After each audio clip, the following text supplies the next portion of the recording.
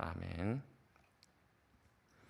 하나님의 신호를 기다리라라는 제목으로 같이 말씀을 나누도록 하겠습니다.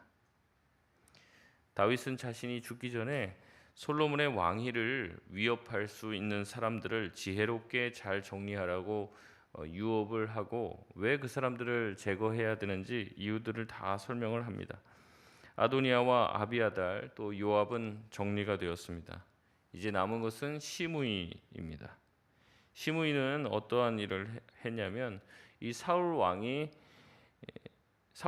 이제 친족인데요. 다윗에게 악감정을 품고 있었습니다. 그래서 사울 왕가가 이제 왕족으로서 이제 많은 권력을 누리고 있었는데 결국에는 사울 왕가를 무너뜨리고 다윗의 왕가를 다윗이 세웠기 때문에 그 다윗을 향해서 이제 불만이 많았던 거죠. 그래서 다윗이 압살롬을 피해서 도망갈 때 다윗을 쫓아오면서 돌을 던지면서 저주를 퍼붓고 악담을 막 합니다. 네가 그렇게 된 것은 사울 왕가를 무너뜨리고 그리고 네 자신의 왕가를 세웠기 때문에 하나님이 그에 대한 심판과 벌을 내리신 것이다라고 얘기하면서 네가 받는 것은 지금 하나님의 심판이니까 네가 지금 고생하는 게 마땅하다. 너는 멸망할 것이다라고 저주를 막 퍼붓는 거예요. 이 말을 들은 다윗의 시내들이 화가 나서 시므이를 죽이려고 합니다. 단칼에 죽이겠다. 그러나 다윗은 그 처량한 신세로 이제 도망가며 자기 아들에게 쫓겨 도망가는 그 상황에 시므이의 말을 겸허하게 받아들입니다. 하나님께서 시므이의 말을 통해서 시므이의 입술을 통해서 나에게 혹시 하는 말이 아니겠냐라고 하면서 그 말을 받아들입니다. 시므이가 한 말들은요 과장되었고 억측이 심했습니다. 그럼에도 다윗은 겸손하게 그 말씀이 하나님이 나에게 하시는 말씀이라고 받아들이고 하나님께 기도합니다. 하나님 저 시므이의 저주가 저주로 임하지 않고 하나님 변하여 선이 되게 하여 주시옵소서. 우리 주변에도 그런 일이 생길 수가 있죠. 내가 어떤 안 좋은 일을 당했을 때 위로해주고 또 격려해주는 사람이 있을 수도 있습니다. 하지만 누군가는 박수갈채를 치고 내가 저럴 줄 알았다. 저 사람이 평소에 저렇게 사니까 저런 사고를 당하고 저런 몹쓸 일을 당하지라고 누군가 이야기할 수 있다는 거죠. 거기에 대해서 우리는 화가 나고 반박을 할 수도 있습니다. 그러나 다윗은 그러지 않았습니다. 겸손하게 그 안에도 하나님의 뜻이 있을 것이라 생각을 했죠. 결국 압살롬의 반역은 진압이 되었습니다. 다윗은 다시 요단강을 건너 예루살렘으로 돌아오게 되었죠. 그러자 시므이는 자기가 했던 일이 생각이 났던 것 같아요. 이 다윗 왕이 복권을 하게 되면은 자신에게 보복을 가할까 두려웠던 것 같습니다. 시므이는 발빠르게 자신의 동족이었던 이 베냐민 사람 1000명을 동원해서 다윗을 영접하러 요단강으로 나아갑니다. 만약에 그러면서 이제 다윗이 이제 요단강을 넘어오는데 거기 가서 다윗을 막 환영하고 용서를 구해요. 근데 용서를 구하면 와서 죄송하다고 미안하다고 잘못하면 되지 왜 사람 장정 1000명을 데리고 와서 그 앞에 진을 치고 있습니까? 이제 무슨 말이라는 거예요? 만약에 다윗이 자기를 용서하지 않으면 어떻게 하겠다는 겁니까? 한판 붙어보겠다는 지금 심산으로 나온 거예요. 게다가 이 베냐민 지파는요, 이 굉장히 그 소수 정예의 싸움꾼들이었습니다. 그래서 이 사사기에도 보면요, 베냐민 지파 하나랑 나머지 지파 전체랑 붙어요. 붙는데도 2번이나 베냐민 지파가 이깁니다. 그 정도로 굉장한 전투력을 가지고 있는 지파가 이 베냐민 지파입니다. 그리고 이 시므이는 베냐민 지파에 굉장한 영향력을 가지고 있었던 이 사울 왕이 베냐민 지파거든요. 그래서 이 베냐민 지파에 속한 이 시므이는 자기의 말 한마디로 급하게 사람 1000명을 모집할 수 있을 정도의 영향력을 가지고 있는 사람입니다. 그렇기 때문에 이 시므이가 가지고 있는 영향력이라는 것은 엄청난 거죠. 그가 계획을 하고 마음을 먹고 어떻게 보면 이 반란을 획책하면은 굉장한 골칫덩어리가 될 수 있는 거예요. 지금 다윗은요 반란을 진압한 지 얼마 되지 않았습니다. 이제 겨우 반란을 진압하고 이 압살롬이 죽고 다시 겨우 터벅터벅 만신창이가 된 상태에서 예루살렘으로 들어가고 있습니다. 근데 거기서 시므이를 용서 안 하고 넘어갈 수가 없는 거죠. 거기서 다시 한번 시므이를 벌하고 시므이랑 한번 붙으면 다시 또 이 나라가 완전히 전쟁에 휩싸이게 되는 거예요. 이 시므이가 본격적으로 전쟁을 하려고 하면 이스라엘의 나머지 지파들도 막 격동시켜서 한 번 이 다윗과 일전을 치를 수도 있는 것이죠. 결국에 1000명이나 넘는 군사를 끌고 온 시므이를 죽일 수 없었습니다. 다윗은 그를 살려두겠다고 맹세하고 죽이지 않겠다고 얘기합니다. 하지만 다윗은 이것을 기억하고 있어요. 시므이가 역심을 품었기 때문에 언젠가는 다시 사울 왕가를 일으키고자 하는 어떠한 시도를 할 것이라고 생각합니다.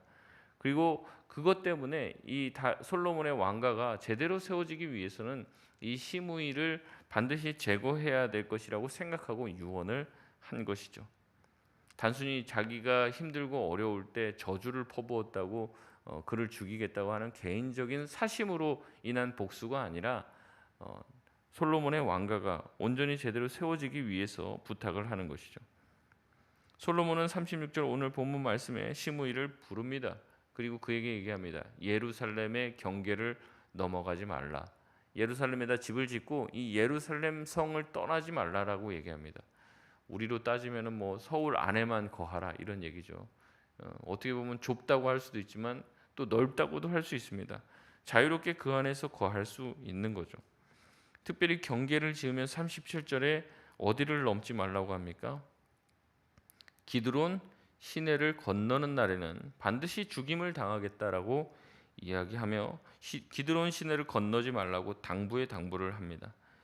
여기서 자세히 나와 있지는 않지만 뒤에 솔로몬의 말을 통해서 알 수 있듯이 이게 단순히 솔로몬에게만 약조를 한 것이 아니라 하나님을 두고 맹세한 맹세가 되었습니다. 건너는 날에는 반드시 죽임을 당할 것이고 내 잘못이 아니라 솔로몬의 잘못이 아니라 너와 내가 약조를 했고 하나님 앞에 약조를 했기 때문에 이것을 어긴 것은 너의 잘못이고 그것으로 인해서 네가 죽게 된다면 그 피는 너에게로 돌아갈 것이라고 이야기하는 거죠. 기드론 시대는 어느 곳에 있냐면요. 예루살렘 동북쪽에 위치하고 있습니다. 남북을 따라 긴 골짜기에 시내가 흐르고 있습니다. 이 시내를 넘게 되면요. 그곳은 이제 베냐민 지파의 땅이에요. 그래서 이 베냐민 지파, 이 경계를 넘어가게 되면 베냐민 지파와 연결이 되고 이 베냐민 지파를 통해서 북이스라엘 또 북쪽에 있는 여러 지파들과 이어질 수가 있습니다. 그러기에 솔로몬은 이 시므이를 죽이지 않는 대신 기드론 시내를 넘어가지 말라고 엄격하게 통제하고 사전에 그가 뭔가 반란을 계획하거나 역모를 꾸미지 못하도록 이 연결고리를 끊어두어서 반란을 막고자 한 것이죠. 이러한 솔로몬의 말에 38절의 시므이는 합당하게 이를 여깁니다. 자기도 그렇게 이 상황이 긍정적으로 흐를 것 같지 않다라고 판단했는지 그것을 자기는 받아들이고 그렇게 하겠다고 맹세를 하죠. 그리고 나서 날이 오래도록 흘렀습니다. 예루살렘에 오래도록 머물렀다고 나오고 장면은 39절에 3년 후로 넘어가게 됩니다. 3년 후에 39절에 시므이의 두 종이 가드 왕 아기스에게로 도망을 했습니다. 이것을 누군가 찾아와서 시므이에게 알려줍니다. 시므이는 40절에 즉시 나귀를 타고 가드로 가서 그 종을 데리고 옵니다. 이 가드는요 블레셋 지방입니다. 그곳에 가서 종을 데리고 옵니다. 그러면서 예루살렘에만 거하라고 했던 솔로몬과의 약조를 깨고 하나님과의 맹세를 깨트리게 되는 것이죠. 왜 이 시므이가 이 솔로몬과의 한 약조를 깼는지 어떤 심정을 가지고 그렇게 했는지 구체적인 이야기는 나오지 않습니다. 그러나 시므이는 그 경계를 넘지 않고도 종을 데리고 올 수 있는 다른 방법이 많이 있음에도 불구하고 굳이 자기가 직접 가서 종을 데리고 오는 방법을 택했다는 겁니다. 다른 종을 시켜서 데리고 올 수도 있었어요. 사신을 보낼 수도 있었습니다. 그러나 그는 직접 자기가 길을 나섰습니다. 아마도 나중에 문제가 되더라도 어떻게든 수습이 될 것이라고 생각하고 괜찮으리라 생각했던 것 같아요. 내가 무슨 반역을 하려고 무슨 뭐 베냐민 땅 지역으로 간 것도 아니고 뭐 그러려고 내가 예루살렘을 떠난 것도 아니고 종들이 지금 블레셋 지역으로 도망가서 그쪽 땅 잠깐 갔다 온 게 뭐가 그리 큰 대수가 되겠냐. 내가 자초지종을 설명하면 솔로몬도 다 이해해 주리라 생각했을지도 모릅니다. 허나 그가 정말 솔로몬과의 약속을 중요하게 여겼고 이 약조를 하나님과의 약조로 보았다면 그가 만약에 또 직접 가서 종을 데려와야만 하는 필연적인 이유가 있다면 그게 정말 솔로몬을 존중하는 태도가 있었다면 저 같았으면 솔로몬에게 기별을 했을 것 같아요. 왕이시여, 내가 여만저만 해갖고 당신과의 약조를 어기게 되었습니다. 내가 이 경계를 넘어가서 좀 내 종들을 좀 데리고 와야 되니까 이번만큼은 좀 허락을 해주십시오. 정말 솔로몬을 중요하게 생각했다면 그 정도 얘기는 하고 아마 넘어갔을 겁니다. 그러나 그는 즉시 그 소리를 듣자마자, 가드로 자기 종들이 도망갔다는 얘기를 듣자마자 누구도 개의치 않고 나귀에다가 안장을 싣고 길을 떠납니다. 시므이는 즉시 죽임을 당해도 할 말이 없는 사람이었는데 솔로몬의 호의로 예루살렘에 목숨을 부지하고 살고 있었습니다. 예루살렘에 살면서 천수를 누릴 은혜를 입었습니다. 그의 신세는요 아도니아와 똑같았어요. 아도니아가 살고 있는 것도 솔로몬이 은혜를 베풀어서 살고 있는 것이지 그가 뭔가를 잘해서 살고 있는 것이 아닙니다. 시므이 또한 죽어 마땅한 사람이지만 솔로몬의 은혜로 예루살렘 안에 천수를 누릴 수 있도록 허락을 받은 것이죠. 그럼에도 불구하고 자신에게 은혜 베푼 사람을 업신여깁니다. 자기가 받은 은혜가 당연한 것이라고 생각하고 특권이라고 여긴 것이죠. 나를 죽여봤자 별 볼 일 없을 거다. 너도 재미없을 거다 생각하며 자신의 정치력과 능력으로 마치 자신의 생명이 보존된 것처럼 생각한 것입니다. 그래서 결국에 솔로몬과의 약조를 깨고 하나님과의 약속을 맹세를 깨고 그는 가드로 떠나게 된 것이죠. 결국 42절에 솔로몬은 시므이를 불러 과거에 했던 약속을 다시 한번 그에게 상기시킵니다. 그리고 43절에 이렇게 말합니다. 43절 같이 한번 읽겠습니다. 시작. 내가 어찌하여 여호와를 두고 한 맹세와 내가 내게 이른 명령을 지키지 아니하였느냐. 아멘. 이 약속은 단순히 너와 나의 개인적인 약속이 아니었음을 말합니다. 여호와 하나님을 앞에 두고 한 맹세였다고 말하는 거죠.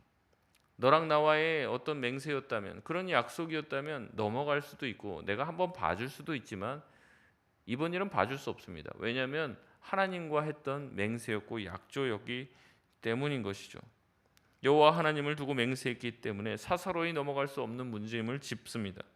시므이는 솔로몬뿐 아니라 하나님 또한 업신여겼음을 그는 강조하고 있습니다. 솔로몬은요 44절에 시므이가 하나님과의 약조를 깨고 또 자기가 살겠다고 자기 스스로 좋게 여긴 예루살렘 안에만 거하겠다. 그것을 깬 것을 하나님의 신호로 봤습니다.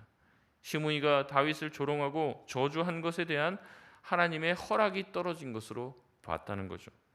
그래서 미리 얘기합니다. 미리 얘기했죠. 여기 기드론 시련을 절대 넘어가지 말고 예루살렘 경계를 떠나지 말라고 몇 번이나 당부를 했습니다. 만약에 솔로몬이 아무 이유 없이 시므이를 죽인다면 이 베냐민 지파의 반발이 있을 수도 있고 사울을 아직도 추종하고 있는 마음속에 사울을 따르고 있는 사람들이 여전히 남아 있는데 그들이 반란을 일으킬 수도 있는 것이죠. 그렇기 때문에 명분이 필요했습니다. 근데 그 명분을 스스로 시므이가 자초한 것입니다. 만약 시므이를 처단하려면 이유가 있어야만 했죠. 그 이유를 하나님이 만들어 주신 것이고 그래서 솔로몬은 그 때를 기다렸습니다. 시므이가 반역의 씨앗이 되지 않도록 기준을 정했고 그를 예루살렘 안에 가까이 두고 그가 혹시라도 딴짓을 할지 모르니까 감시하고 있었습니다. 그렇지만 그가 다른 마음을 품지 않고 은혜에 감사하며 자족하며 살면 거기서 또 천수를 누릴 수 있게끔 되는 것이죠. 선택권을 생사여탈의 선택권을 시므이에게 넘겨준 것입니다. 시므이는 그 경계를 넘지 않으면 살 수 있었고 경계를 넘으면 죽는 것이었죠. 그러나 시므이는 그 경계 안에 살 때는 살 수 있었지만 그 경계를 자기 스스로가 넘어가게 되어 결국에 죽음에 이릅니다. 아담과 하와의 죄와 같은 거죠. 다 동산 안에 있는 모든 것은 다 누려도 되지만 하나 하지 말라고 하는 게 뭡니까? 선악과를 먹지 말라는 것인데 결국에 그것을 먹음으로써 인간은 죽음을 선택한 것입니다. 시므이는 처음에는 잘 지냈습니다. 거기 안에서 만족하며 오랜 시간을 지났습니다. 그러나 사건이 생기자 그는 큰 고민 없이 솔로몬이나 하나님과 한 약조를 대수롭지 않게 여기며 결국에 죽음을 택하고 자기 목숨을 하나님 앞에 또 솔로몬 앞에 내놓게 된 것이죠. 솔로몬은 이것이 하나님의 사인이고 신호임을 깨달았습니다. 하나님께 모든 것을 맡겼지 사사로운 복수를 진행하지 않았습니다. 결국에 시므이의 교만으로 인해서 반역의 씨앗인 시므이는 다윗의 유언에 따라서 그 유언에 맞게 제거가 되게 하고, 이것은 결국에 큰 틀 안에서 이 솔로몬의 왕위를 견고하게 하려는, 다윗의 왕위를 견고하게 하려는 하나님의 계획이라는 것을 깨닫게 되었다는 거죠. 솔로몬은 시므이의 그 위반이, 법을 위반한 것이, 약속을 깬 것이 하나님이 드디어 그의 사형을 집행하겠다라는 신호로 여겨졌고 그를 죽이고자 했습니다. 결국 시므이의 이탈은 하나님의 허락이 떨어졌음을 예표한 것이죠. 하나님과의 약속과 솔로몬의 약속에 시므이는 둔감합니다. 그것을 별것 아닌 양 대수롭지 않게 여깁니다.